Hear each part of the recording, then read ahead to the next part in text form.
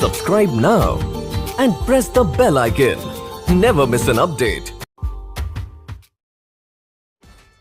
Good morning बच्चों, class 12 के physics का 7वां चैप्टर ऑल्टरनेटिंग करंट यानी प्रत्यावर्ती धारा कल हम लोग शुरू किए। कल हम लोग देखे थे कि प्रत्यावर्ती धारा को कैसे इंड्यूस किया जाता है, कैसे उत्पन्न किया जाता है, इसके रूल क्या है। और आज हम लोग प्रत्यावर्ती धारा से संबंधित एक और इम्पोर्टेंट टॉपिक देखेंगे, एवरेज और mean peak value of AC यानी प्रत्यावर्ती धारा का औसत या माध्यम। देखिए कल हम लोग देखे थे कि प्रत्यावर्ती धारा का मान और दिशा लगातार बदलते रहता है। ऐसे ग्राफ भी आप देखे होंगे, प्रत्यावर्ती धारा का परिमाण और दिशा लगातार बदलते रहता है। यानी किसी क्षण इसका मान 0 भी हो सकता है, परिपथ में मैक्सिमम भी हो सकता है, 0 भी हो सकता है, ऋणात्मक में मैक्सिमम हो सकता है, 0 हो सकता है। अरे देखिए करंट जो है 0 से बढ़ना शुरू हुआ है, 1 2 3 4 5। देखिए भारत में जो एसी मिल्स आता है हमारे घर में वो 50 हर्ट्ज वाला आता है और अनुमानतः 5 एम्पियर का आता है। तो अगर ये 5 एम्पियर करंट आता है हमारे घर में तो ये 5 एम्पियर धारा का शिखर मान है, प्रत्यावर्ती धारा का मैक्सिमम मान है। यानी ये यहाँ देखिए 0 से 1 2 3 4 5 और जब 5 एम्पियर पर पहुंचेगा करंट तो फिर से ये कम होना शुरू होगा, 4 3 2 1 और 0। और जब 0 होगा तो ये करंट अपना डायरेक्शन चेंज करेगा, यानी पॉजिटिव से नेगेटिव की ओर चलेगा और -1 -2 -3 -4 -5 -4 -3 -2 -1 और फिर 0। और फिर जब 0 होगा तो फिर +1 इस प्रकार से जाता है। यानी प्रत्यावर्ती धारा का यही इसका प्रोसेसिंग है कि इस प्रकार से ये गति करेगा। अब अगर इसका मान प्रत्यावर्ती धारा का लगातार चेंज हो रहा है तो हमारे घर में 5 एम्पियर करंट को कैसे नापा गया? क्योंकि 5 एम्पियर तो कंटिन्यू चलता नहीं है, वो 0 से 5 फिर वो 0 भी होता है, माइनस में भी होता है, तो ये 5 एम्पियर कैसे नापा गया होगा? तो देखिए जो चीज परिवर्तनशील हो उसको नापने के लिए एक रूल आप रखिएगा, औसत या माध्य निकाल करके हम उसको नाप सकते हैं। परिवर्तनशील के लिए किसको नाप सकते हैं? औसत या माध्य निकाल करके प्रत्यावर्ती धारा को माप सकते हैं, क्योंकि प्रत्यावर्ती धारा क्या है? परिवर्तनशील है। तो कोई भी परिवर्तनशील राशि को नापने के लिए किसका यूज कर सकते हैं? औसत को। जैसे मान लीजिए इस वर्ग में इतने बच्चे हैं तो सभी बच्चों का अगर वर्ग उम्र पूछे तो सभी बच्चों का उम्र क्या होगा? अलग अलग। तो सभी बच्चों का एक साथ उम्र कैसे आप बताइएगा? औसत या माध्य निकाल। जैसे बोल सकते हैं कि इस वर्ग के बच्चों का उम्र 16 वर्ष, तो सबका 16 वर्ष तो नहीं होगा, तो वो 16 वर्ष हमने क्या बताया? औसत बताया। क्या बताया? औसत। ठीक है। और ये औसत कैसे निकलता है? देखिएगा ये जो प्रत्यावर्ती धारा है ये 2 अर्ध चक्र में बटा हुआ है, एक अर्ध चक्र और एक अर्ध चक्र। आधा चक्कर में धारा कैसा होता है? पॉजिटिव, और आधा चक्कर में धारा नेगेटिव। और टाइम अगर देखिएगा इधर टाइम पड़ता है तो ये 0 टाइम है, ये हाफ टाइम है और ये फुल टाइम है। ठीक है। और यहाँ पर आप देखे होंगे टाइम कितना है? 1/4 और यहाँ पर टाइम 3/4। यानी पूरा एक चक्कर को हमने 4 भाग में बांट दिया। यहाँ से यहाँ 1/4, फिर आधा, फिर 3/4 और फिर पूरा। तो प्रत्यावर्ती धारा का एक पूर्ण चक्र 2 अर्ध चक्रों में बटा हुआ रहता है। यहाँ पर हम लोग नोट कर लेते हैं, प्रत्यावर्ती धारा का एक पूर्ण चक्र 2 अर्ध चक्रों में बटा रहता है। आधे चक्र में धारा धनात्मक तथा दूसरे आधे चक्र में धारा ऋणात्मक होती है। ठीक है। प्रत्यावर्ती धारा का एक पूर्ण चक्र 2 अर्ध चक्र में बटा हुआ है। आधा अर्ध चक्र में धनात्मक और दूसरा आधा चक्र में ऋणात्मक होता है। तो हम देखिए बारी बारी से दोनों अर्ध चक्र के लिए धारा का औसत मान निकालते हैं। देखेंगे अतः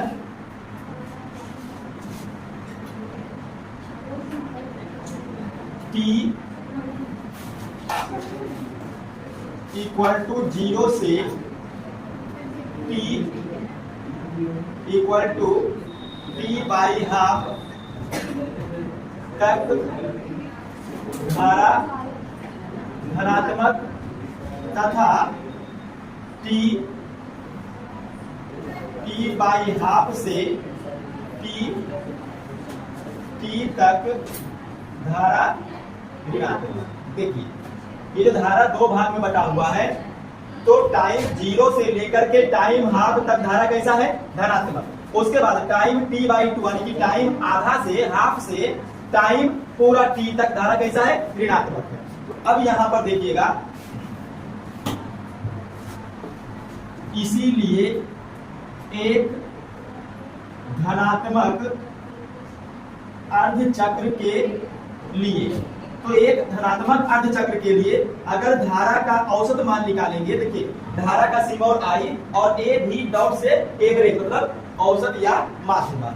तो आई एवरेज हम लोग निकालेंगे टोटल करेंट बटा टोटल समय। देखिए औसत निकालने का रूल क्या है, कुल योग बटा कुल संख्या, कुल योग बटा कुल संख्या, औसत निकालने का ये फॉर्मूला होता है। अब यहाँ पर हम किसका कुल योग करेंगे, धारा का, और उस धारा को हम किससे डिवाइड करेंगे, टाइम से। और टाइम कहां से कहां लेंगे, देखिए एक धनात्मक अर्धचक्र, तो एक धनात्मक अर्धचक्र में टाइम कहां से कहां जाएगा, 0 से t हाफ तक। कहां तक जाएगा, 0 से t हाफ तक। ये लिमिटेशन हो गया। और देखिए अब इसको आगे ऑपरेशन करना शुरू कीजिए। आई एवरेज इक्वल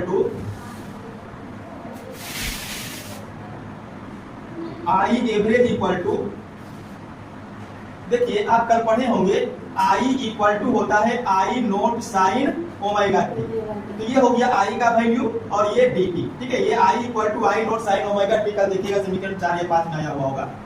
लिमिटेशन 0 से t हाफ तक, और ये जो इंटीग्रेशन है dt का, आप याद कीजिएगा dx का इंटीग्रेशन x, तो dt का t हो जाएगा। और लिमिटेशन को अभी इस तरफ लिखिएगा t/2 से 0। और देखिए यहाँ पर तो लिख लीजिएगा, क्योंकि I इक्वल टू क्या होता है, I naught sine omega T, वही I का मान हम लोग दिए। और देखिएगा I एवरेज इक्वल टू, ध्यान दीजिएगा इसमें I नोट जो है धारा का शिखर मान है, मैक्सिमम वैल्यू है, पीक वैल्यू है, तो इसका मान चेंज नहीं होगा। जैसे मान लो कि हम लोग देखते हैं कि हमारे घर में 5 एम्पीयर करंट आता है, तो 5 एम्पीयर क्या पीक वैल्यू, वो चेंज नहीं होगा, 5 का 5 ही रहेगा।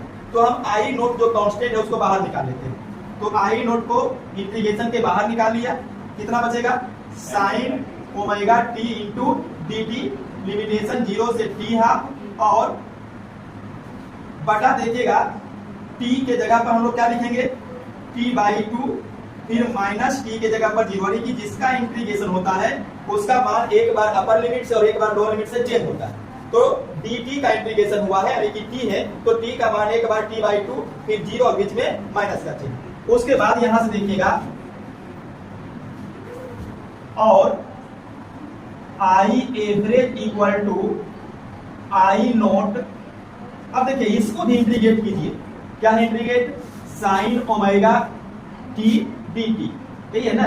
तो एक फॉर्मूला आप देखिए पढ़े होंगे, साइन ax इंटू dx, इसका फॉर्मूला होता है 1/a cos ax। ये फॉर्मूला होता है किसका, साइन ax इंटू dx के इंटीग्रेशन का।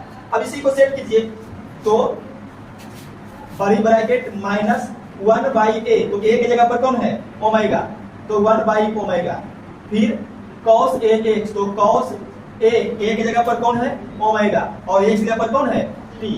लिमिटेशन भी डाल दीजिए, upper limit t/2, lower limit 0, और बटा में कितना है, t/2 में से 0 गया तो t/2। और देखिएगा I एवरेज इक्वल टू, देखिए 2 भाग में है, ऊपर जाके गुना होगा, तो 2I नॉट और बटा में क्या रहेगा, P। अब यहाँ पर ध्यान देना है, ये माइनस को या तो आप बाहर निकाल लीजिए या लिमिटेशन को चेंज कर दीजिए। अगर लिमिटेशन को चेंज करिएगा तो ये माइनस प्लस में बन जाएगा, ठीक है। तो लिमिटेशन को ही चेंज करना अच्छा होगा, तो हम इसको लिखेंगे, अच्छा 1/ओमेगा, तो ओमेगा कांस्टेंट है, कोणीय आवृत्ति, इसको भी बाहर निकाल लीजिए, तो बचा हुआ क्या रहेगा, cos ओमेगा t, और लिमिटेशन अब हम कर रहे हैं चेंज, देखिए अपर का लोअर, लोअर का अपर, ये माइनस का चिन्ह प्लस में हो गया। और देखिएगा I average equal to 2I naught omega t into, अब ध्यान दीजिएगा जिसका इंटीग्रेशन होगा उसका मान अपर लिमिट लोअर लिमिट से चेंज, किसका हुआ है, x dx का, यानी t ओमेगा टी का, t ओमेगा टी का, तो t का मान आप चेंज कीजिएगा, तो cos ओमेगा t का मान upper limit 0 minus cos omega t का मान लोअर लिमिट t/2। और देखिएगा I average equal to 2I naught, अब ध्यान दीजिएगा ओमेगा कोणीय आवृत्ति, अब ये होता है थीटा/t, थीटा/t, थीटा क्या है, एंगल, और t समय। अब ध्यान दीजिएगा अगर हम लिखें ओमेगा इक्वल टू बटा कैपिटल T, तो कैपिटल T का मतलब क्या हुआ, एक पूर्ण चक्र में लगा हुआ समय, तो एक पूर्ण चक्र में कितना कोण बनेगा, 360।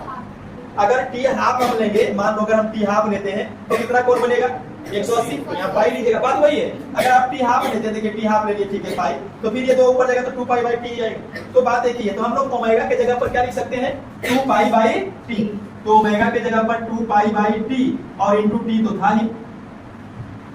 उसके बाद cos ओमेगा के जितना ओमेगा गुना 0 तो cos 0 ही कर लीजिए, या इसको भी तोड़िएगा तो तोड़ लीजिए। cos ओमेगा का मान कितना है 2 पाई बाई टी इंटू 0, फिर माइनस cos ओमेगा का मान 2 pi by T into T by 2। अब यहां से देखिएगा ये t और t कैंसिल होगा, 2 और 2 कैंसिल होगा, ये t और t कैंसिल, 2 और 2 कैंसिल। और देखिएगा आई एवरेज इक्वल टू क्या बचेगा आई नोट बटा pi into cos 2 pi into 0 यानी कि cos 0, और cos 0 का मान कितना होगा 1, फिर माइनस क्या बचेगा cos पाई,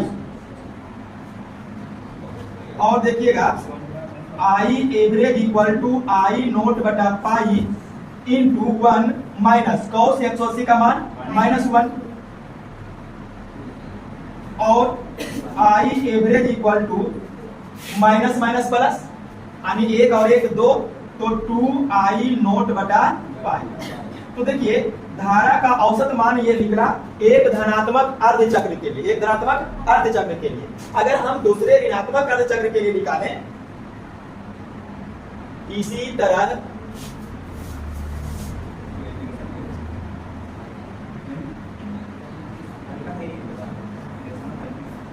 एक ऋणात्मक अर्ध चक्र के लिए, ध्यान दीजिएगा, एक ऋणात्मक अर्ध चक्र के लिए अगर हम धारा का औसत मान निकालेंगे तो प्रोसेस वही होगा, इतना लंबा करने की जरूरत नहीं है। डायरेक्ट हम लोग क्या करेंगे, देखिए यहीं से उठा लेते हैं, -2 आई नोट बटा पाई। देखिए एक धनात्मक अर्ध चक्र के लिए धारा का औसत मान आएगा 2 आई नोट बटा पाई, ये प्लस में, और जब ऋणात्मक में कीजिएगा तो मान उतना ही आएगा 2 आई नोट बटा पाई, लेकिन वो माइनस में आएगा, किसमें आएगा माइनस। ठीक है, इतना करने की जरूरत नहीं है, वो इतना सही निकल जाएगा। अब ध्यान दीजिएगा, अगर हम धारा का एक पूर्ण चक्र निकालें तो एक पूर्ण चक्र मतलब क्या होगा कि इस प्रकार से आधा चक्र और फिर आधा चक्र, तो इस आधा चक्र में धारा का मान कितना रहा है 2 आई नोट बटा पाई, और इसमें कितना रहा है -2 आई नोट बटा पाई। अगर हम टोटल निकालें तो टोटल मतलब जोड़ेंगे, और जोड़ेंगे तो क्या हो जाएगा 0। तो एक पूर्ण चक्र में धारा का औसत मान कितना होगा 0 होगा, ये याद रखिएगा, ऑब्जेक्टिव में पूछेगा। ठीक है, तो यहाँ पर हम नोट कर लेते हैं, अतः एक पूर्ण चक्र में प्रत्यावर्ती धारा का औसत मान, या इसी का एक नाम और है माध्य मान, माध्य मान कितना होगा 0 होगा। ठीक है, तो ये देखिए प्रत्यावर्ती धारा के औसत मान निकालने का तरीका हो गया। कितना होगा एक पूर्ण चक्र में 0, और आधा आधा चक्र में बटा हुआ रहेगा तो आधा वाला भी मान याद रखेगा 2 आई नोट बटा पाई। ये भी ऑब्जेक्टिव में पूछेगा कि एक आधे चक्र के लिए धारा का औसत मान कितना होगा, तो 2 आई नोट बटा पाई, जहां सब कुछ कांस्टेंट है, 2 कांस्टेंट, आई नोट धारा का शिखर मान ये भी कांस्टेंट और पाई भी कांस्टेंट, टोटल का टोटल कांस्टेंट है। तो यहां तक आप नोट कीजिए।